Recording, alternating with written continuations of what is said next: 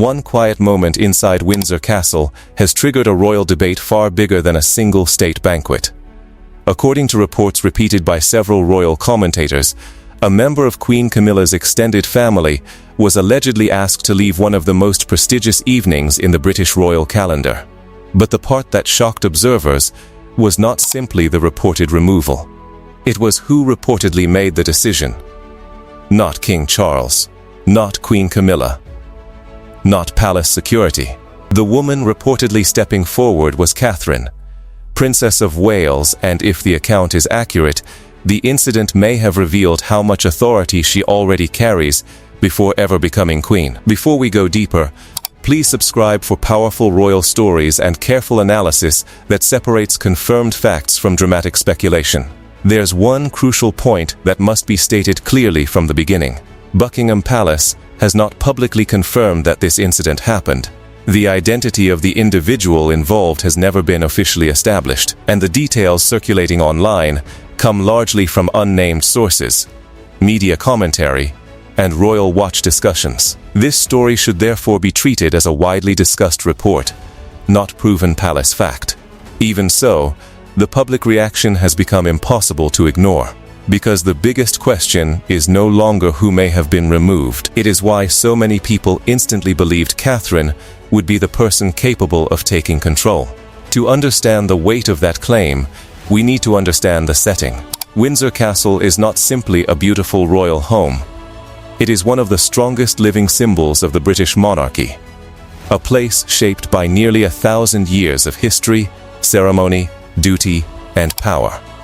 Within its walls, St. George's Hall hosts state banquets attended by heads of state, ambassadors, senior officials, royals, and selected international guests. These are diplomatic performances in which every gesture reflects on the crown. Invitations, seating plans, dress, speeches, table settings, and the sequence of events follow traditions refined over generations. Beneath the gold and crystal is a system built on discipline. One careless moment can distract from months of preparation and become an international headline before the final course. That is why the presence of extended royal relatives can become particularly sensitive. Senior working royals are trained for years in protocol, public conduct, diplomacy, and media pressure. Members of a queen's wider family, however, remain private citizens. They may enter royal settings through personal connections, but they do not hold constitutional positions and generally do not receive the same preparation. Yet the public rarely separates them from the institution.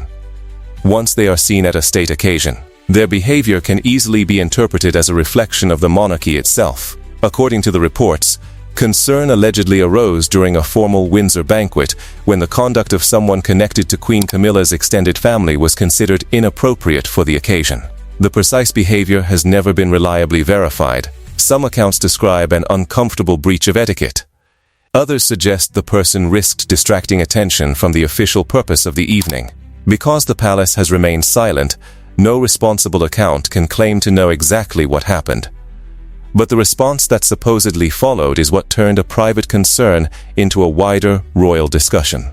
There were reportedly no raised voices, no dramatic confrontation, and no scene that brought the banquet to a halt. Instead, Catherine is said to have intervened quietly, speaking with enough firmness to resolve the matter without humiliating the individual in front of the room. The person was allegedly guided away. The event continued, and most guests may not even have realized how close the evening had come to an embarrassing disruption.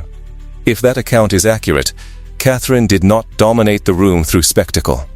She controlled it through restraint. That difference matters. Anyone can react loudly when pressure rises. Real authority is often revealed by the person who remains composed while everyone else hesitates. Inside a monarchy built on appearances, the most effective intervention is the one that protects the dignity of the occasion without creating a second crisis. The reports portray Catherine as doing exactly that, recognizing the danger, acting before it grew, and allowing the state event to continue without turning a private problem into a public humiliation. The story immediately created a more uncomfortable question. Why would Catherine, rather than Charles, Camilla, a senior courtier or security, be the person to act? Was she simply closest to the situation, or did others already trust her judgment enough to let her make the decision?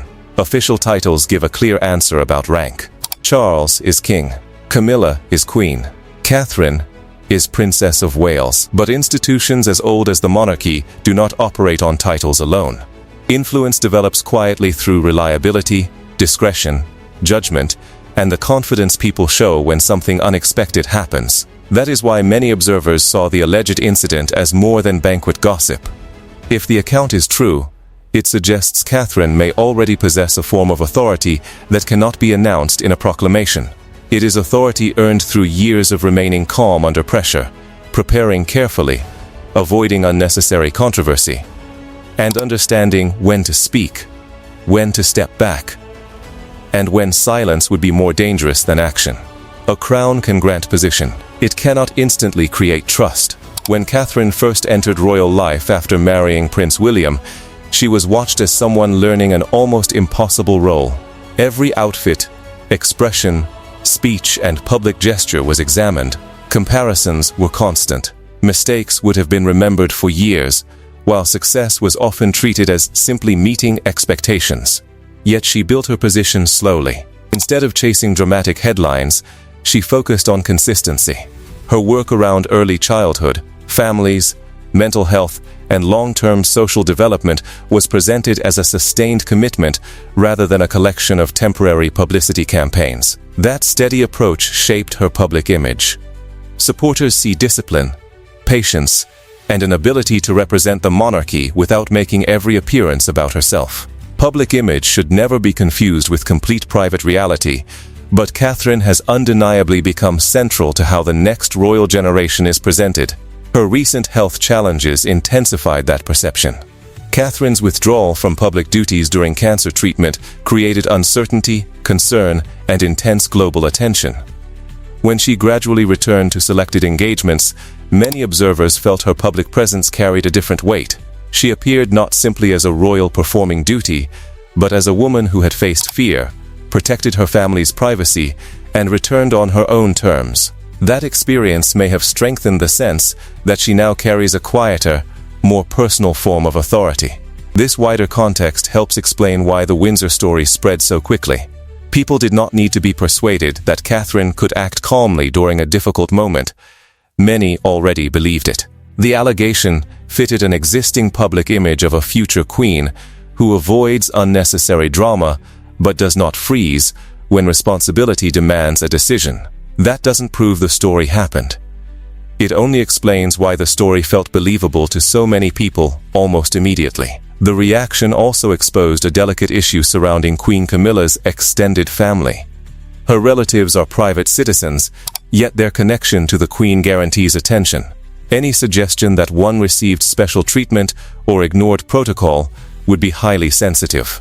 If Catherine enforced the same standards regardless of family connection, that explains why the story was framed as a test of leadership.